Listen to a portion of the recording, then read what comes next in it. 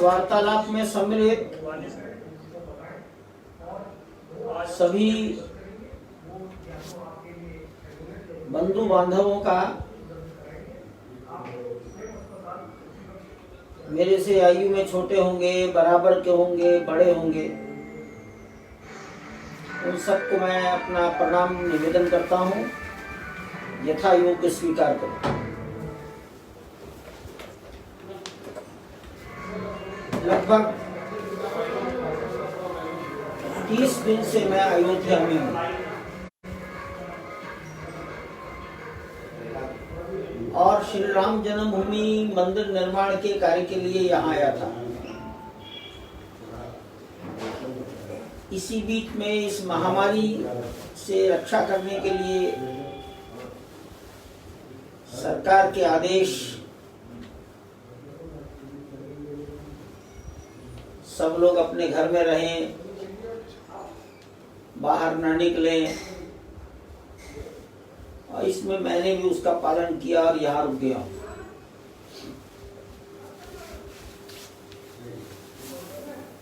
आपसे किस विषय पर वार्ता करूं, किस विषय पर अपने विचार आपको बताऊं,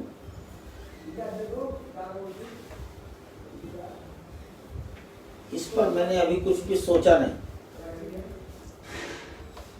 लेकिन मेरे साथियों ने मुझे कहा है कि वर्तमान युवा पीढ़ी को राम जन्मभूमि के बारे में कुछ बताओ। आपके कोई सवाल जवाब होंगे,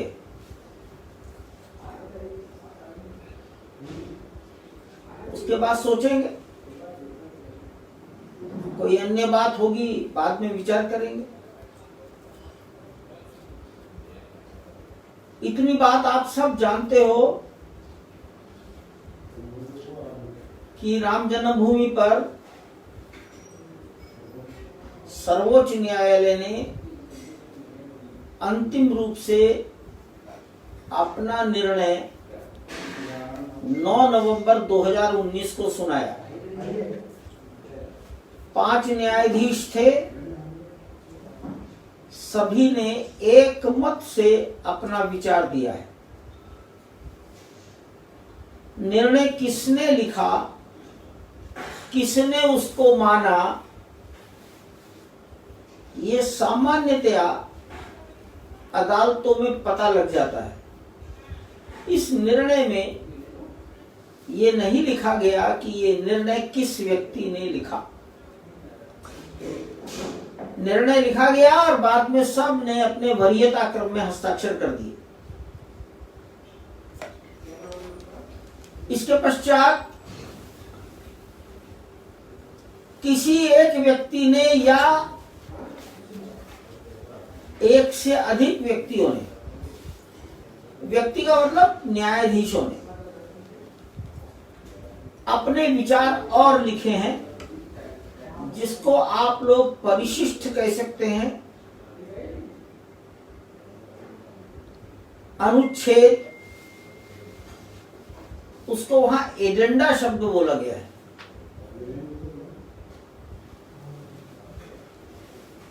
वो भी किसने लिखा ये मालूम नहीं।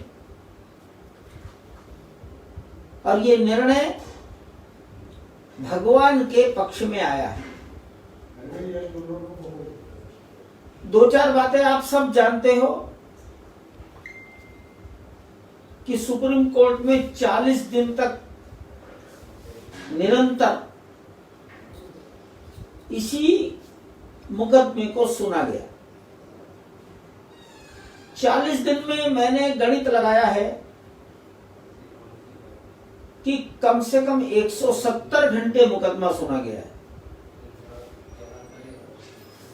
सर्वोच्च न्यायालय की कार्रवाई सामान्यतया 4 घंटे चल पाती है,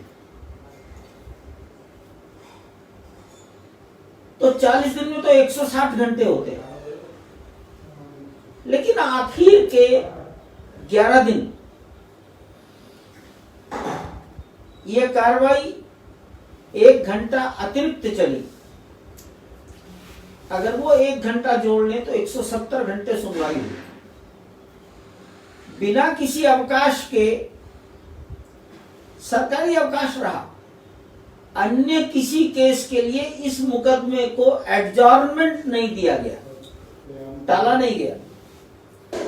तो लगातार 5 न्यायाधीश 40 दिन 170 घंटे तक एक ही मुकदमा सुने, ये शायद भारत की न्यायिक प्रक्रिया में अभूतपूर्व है। पहले शायद ऐसा नहीं हुआ होगा।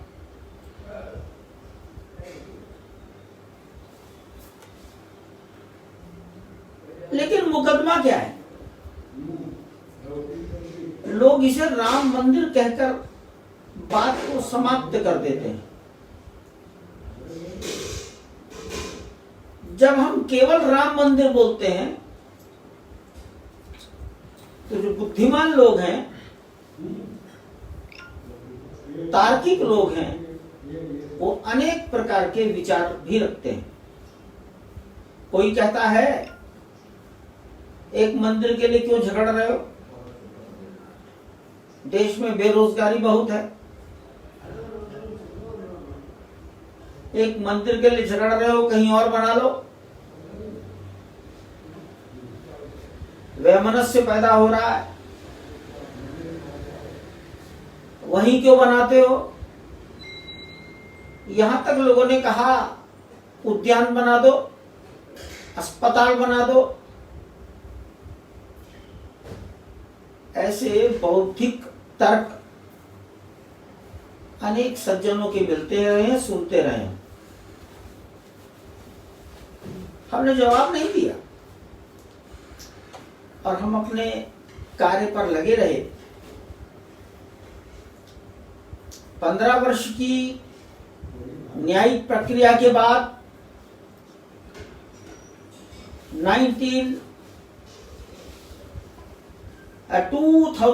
में इलाहाबाद उच्च न्यायालय के 3 न्यायाधीशों ने भगवान के पक्ष में निर्णय दिया था। और अब 9 साल के पश्चात 9 नवंबर 2019 को सर्वोच्च न्यायालय के 5 न्यायाधीशों ने निर्णय दिया। दोनों में कुछ साम्यता है, कुछ अंतर भी है। पहले हम उसको समझ लें।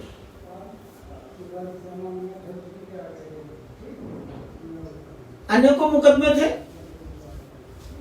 4 मुकदमे मुख्य रूप से लड़े जा रहे थे, अर्थात वादी 4 हैं, प्रतिवादी बहुत हैं। प्रतिवादियों ने किसी न किसी वादी का पक्ष लिया,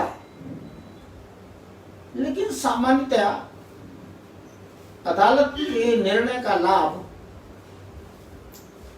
वादियों को मिलता है, प्रतिवादियों को नहीं मिलता। और इस मामले में तो 20 से अधिक प्रतिवादी होने के कारण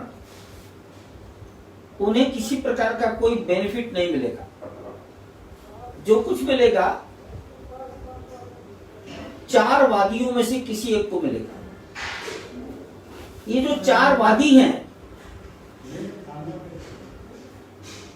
जिन्होंने मुकदमा दायर किया है, प्लेंटिफ, इसमें से 3 हिंदू हैं, 1 मुस्लिम पक्ष है।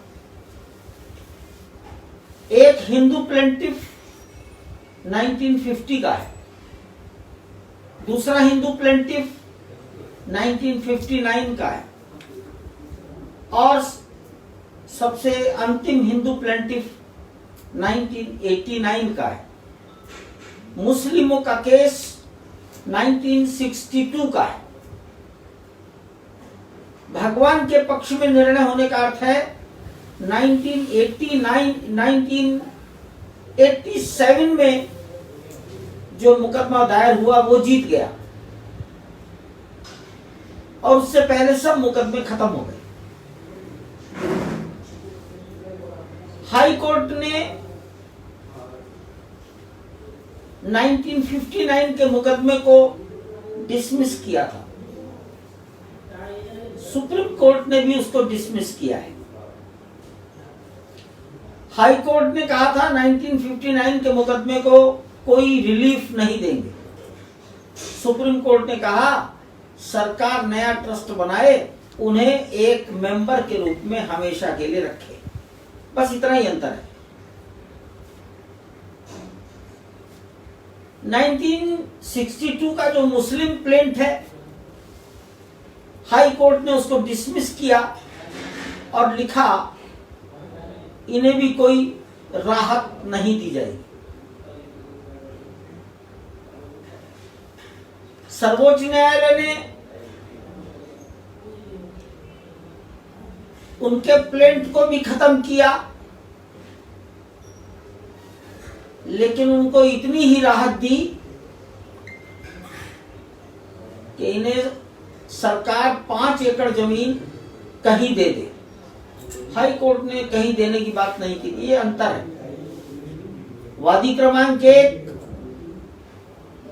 दोनों जगह मान्य हुआ है, और भगवान का जो 1987 का मुकदमा है, ये उच्च न्यायालय ने भी स्वीकार किया, सर्वोच्च न्यायालय ने भी स्वीकार किया। उच्च न्यायालय ने एक नया काम कर दिया था कि भगवान का मुकदमा स्वीकार किया और भगवान के मुकदमे में से थोड़ा थोड़ा 2 जगह और बांट दिया। हम इसी के विरुद्ध सर्वोच्च न्यायालय में गए थे और सर्वोच्च न्यायालय ने हमारी बात को स्वीकार किया, हमारा मुकदमा स्वीकार हुआ और हमारे मुकदमे से जो बांट हुई थी, पार्टीशन हुआ था, उस पार्टीशन को उन्होंने रिजेक्ट कर दिया। ये एक मोटी मोटी समझने की बात है। अब मैं असली बात पर आता हूं, ये मुकदमा क्या था। तो अयोध्या में रामकोट नाम का एक मोहल्ला है और उस मोहल्ले में एक बहुत छोटा सा प्लॉट है। उसको हम कहेंगे 14,000 स्क्वायर फीट, यानी 1/3 एकड़, 0.3 एकड़। इस प्लॉट पर कभी एक स्ट्रक्चर था जिसमें गुंबद बने थे। दूर से देखने में जो मस्जिद लगता था, मुस्लिम समाज उसे बाबरी मस्जिद कहता था, लेकिन अयोध्या का हिंदू समाज कहता था कि यह हमारे भगवान की जन्मभूमि है और यहाँ एक मंदिर बना हुआ था। उस मंदिर को बाबर ने 1528 में डिमोलिश कराया। उसी के स्थान पर, उसी के मलबे से, उसी के डैब्रिश से ये 3 गुंबदों वाला मस्जिद जैसा दिखने वाला ढांचा खड़ा किया। इसलिए हिंदू उसे अपने भगवान की जन्मभूमि मानता था। मुसलमान कहता था ये एक खाली बंजर बैरन लैंड है, नदी के किनारे है। अयोध्या में सरयू नदी है, यहां कुछ भी नहीं था, कोई मंदिर नहीं था, बाबर ने कुछ भी तोड़ा नहीं। बाबर ने तो खाली बंजर जमीन पर अपने सिपाहियों को नमाज पढ़ने के लिए मस्जिद बनवाई। हिंदू कहता है यहाँ एक मंदिर था जिसे जन्मभूमि का मंदिर कहते थे, उसे तोड़ा गया, हम इस जमीन को वापस लेंगे।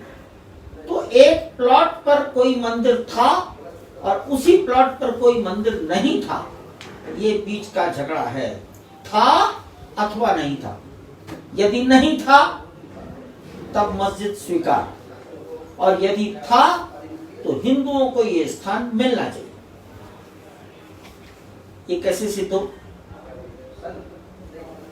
भारत सरकार ने भी 1993 में सर्वोच्च न्यायालय को एक चिट्ठी लिखी है, महामहिम राष्ट्रपति महोदय ने लिखी है कि सर्वोच्च न्यायालय अध्ययन करके हमें बताए कि इस भूखंड पर जिस पर विवाद है, डिस्प्यूटेड लैंड, यहां कभी कोई टेम्पल था या नहीं था। सर्वोच्च न्यायालय ने भी राष्ट्रपति के इस विषय पर विचार करने के लिए 5 न्यायाधीशों की टीम बनाई थी। वो मुकदमा 1993 में 12 महीने और 1994 में 10 महीने अर्थात 22 महीने चला था। अंतिम स्टेज पर न्यायालय ने सरकार से पूछा था कि राष्ट्रपति महोदय के सवाल का उद्देश्य क्या है। तो सरकार ने एक एफिडेविट दिया था और ये कहा था कि अगर ये पता लग जाए कि यहां कोई मंदिर था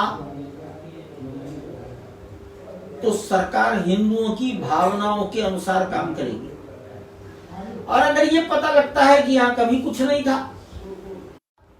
भारत सरकार भी कोई मंदिर था और कोई मंदिर नहीं था यहां आकर टिक गई।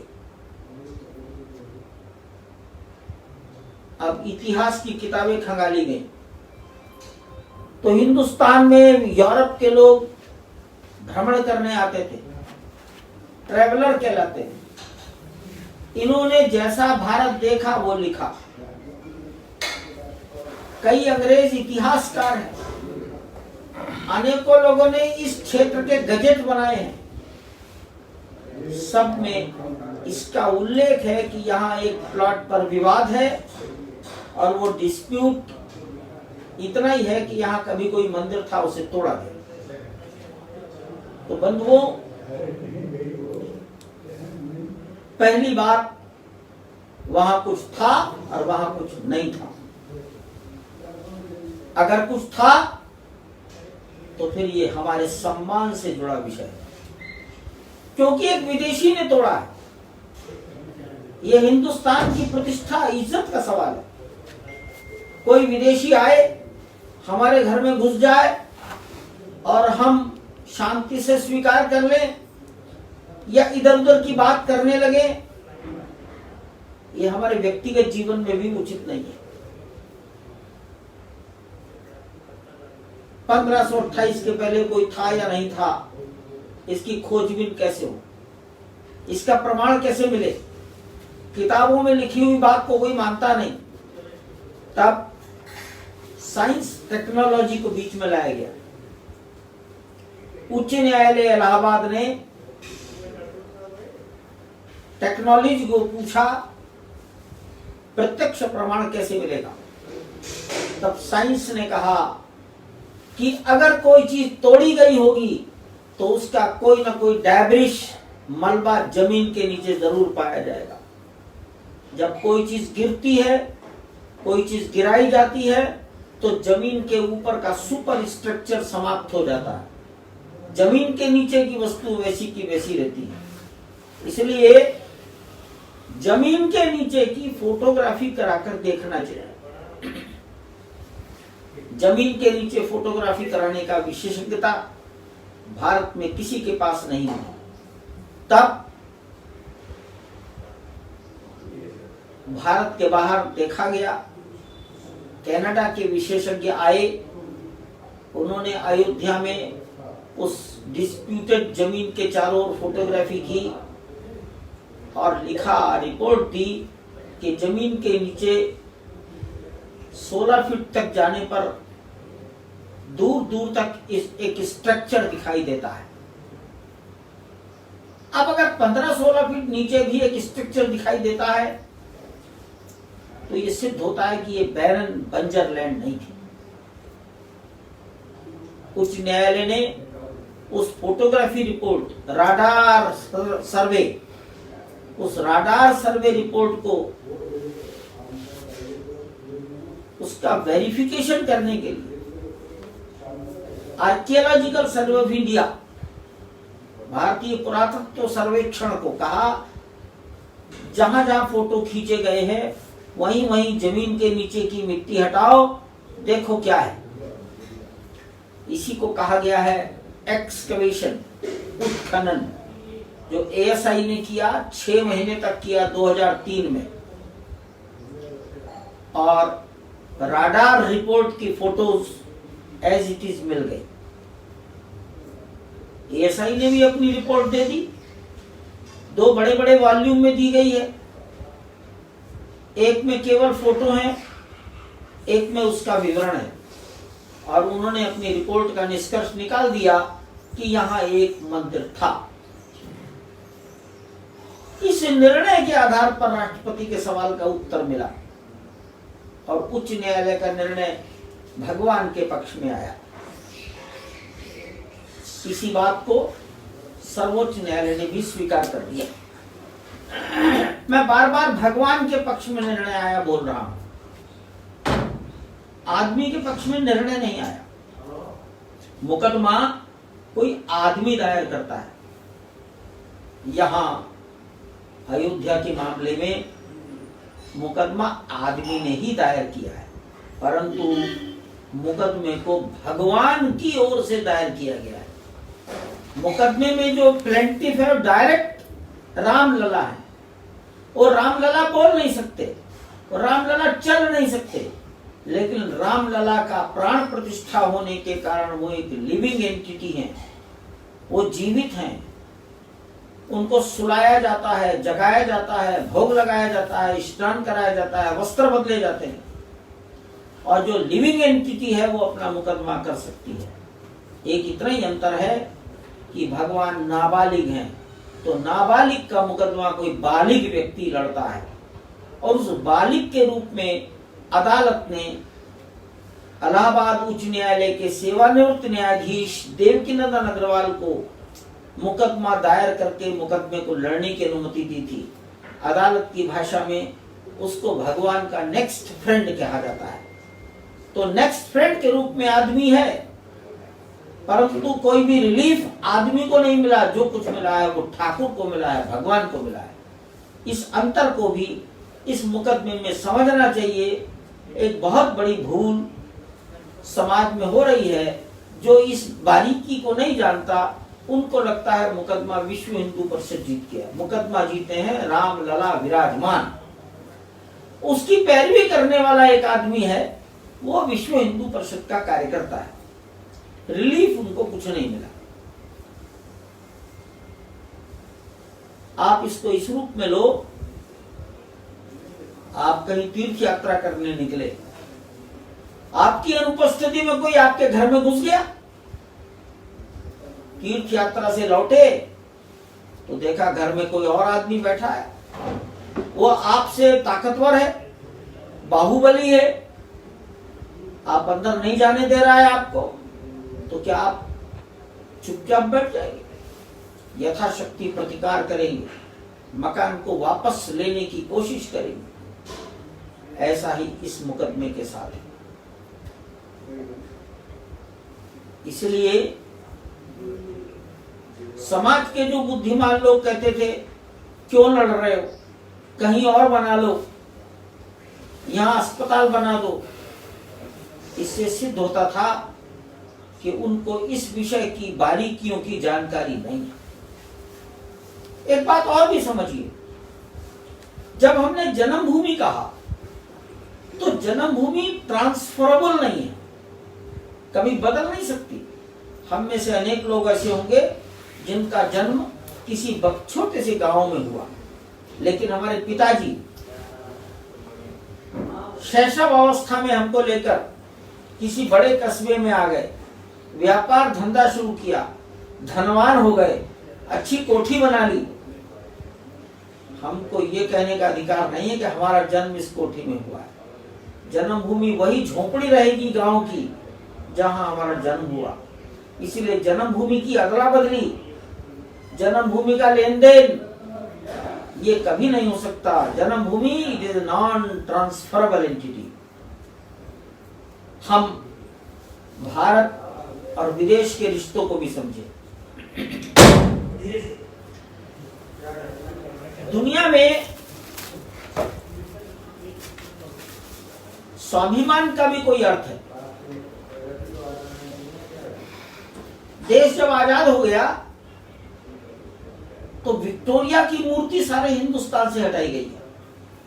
अयोध्या में एक तुलसी उद्यान है, 1950 में वहां भी इंग्लैंड की महारानी विक्टोरिया की एक छोटी सी मूर्ति हुआ करती थी, वो यहाँ के एक पुलिस ऑफिसर ने हटाई। श्रीश चंद्र दीक्षित उस पुलिस ऑफिसर का नाम है, आईपीएस होकर उनकी नियुक्ति यहां हुई थी और 1950 के दशक में मूर्ति हटी, उसी के स्थान पर तुलसीदास की मूर्ति रखी गई। दिल्ली में इंडिया गेट है, इंडिया गेट के नीचे भी एक अंग्रेज की खड़ी मूर्ति होती थी। अयोध्या का एक नौजवान राम मनोहर लोहिया, उसने उस मूर्ति की नाक तोड़ी थी, नेहरू जी ने उस मूर्ति को हटवाया है, मुकदमा नहीं चला। दिल्ली में अस्पतालों के नाम बदले गए, पुलों के नाम बदले गए हैं। अगर हम मद्रास देखें, उसका चेन्नई नाम हुआ है, कलकत्ता का कोलकाता हुआ है, बॉम्बे का मुंबई हुआ है। और ये नाम बदलने की प्रक्रिया भिन्न भिन्न विचारों वाली सरकारों के द्वारा की गई है। तो राजनीतिक विचार अलग थे, लेकिन देश के सम्मान के प्रति सबका विचार एक जैसा था और सबको लगता था कि हमारे बच्चे जब हमसे पूछेंगे कि विक्टोरिया कौन, जॉर्ज पंचम कौन, इरविन कौन, विलिंगटन कौन, तो हमें क्या जवाब देना? तो हमारे बच्चों को गुलामी याद नहीं आनी चाहिए, हमारे बच्चों के अंदर स्वाभिमान जगना चाहिए। इसलिए हमने गुलामी के प्रतीक हटाए हैं। अगर अयोध्या में राम जन्मभूमि पर वो 3 गुंबदों वाला ढांचा रहता तो यह हमें बार बार बाबर के आक्रमण की याद दिलाता। यह हमारे लिए अपमानजनक बात थी। इसलिए इस स्थान पर नए मंदिर का निर्माण स्वाभिमान के जागरण का आंदोलन है, ये देश के सम्मान की रक्षा का आंदोलन था। हमारे यहाँ गोरखपुर के महंत अवैधनाथ जी महाराज कहा करते थे, योगी आदित्यनाथ जी के गुरु महंत जी कहते थे कि जब मैं यहाँ आता हूँ, इस गुंबदों वाले ढांचे को देखता हूँ, तो मुझे लगता है किसी ने मेरे पिता की हत्या करके उनकी लाश को पेड़ पर टांग दिया है और लाठी लेकर खड़ा है। हम अपने पिता की लाश उतार कर उनका अंतिम संस्कार नहीं कर पा रहे। ऐसा अपमानजनक व्याख्या महंत अवैधनाथ जी किया करते थे। हृदय के अंदर अपने देश के सम्मान का इतना ही दर्द जब पैदा होगा, तब राम जन्मभूमि के आंदोलन के पीछे अपना जीवन उत्सर्ग करने वाले लोगों की भावनाओं को हम समझ सकेंगे। मैंने इसलिए बताया है कि आज जो नौजवान 30 वर्ष की आयु का है, उसके सामने ये आंदोलन हुआ नहीं,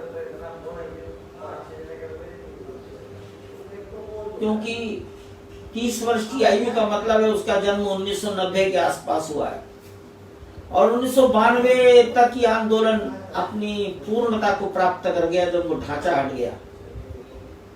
पढ़ने से बातें समझ में नहीं आती, इसलिए जितना मैं समझा, मैंने जिसको इस आंदोलन को जिस रूप में देखा, वो मैंने आपके सामने रखा है। धन्यवाद।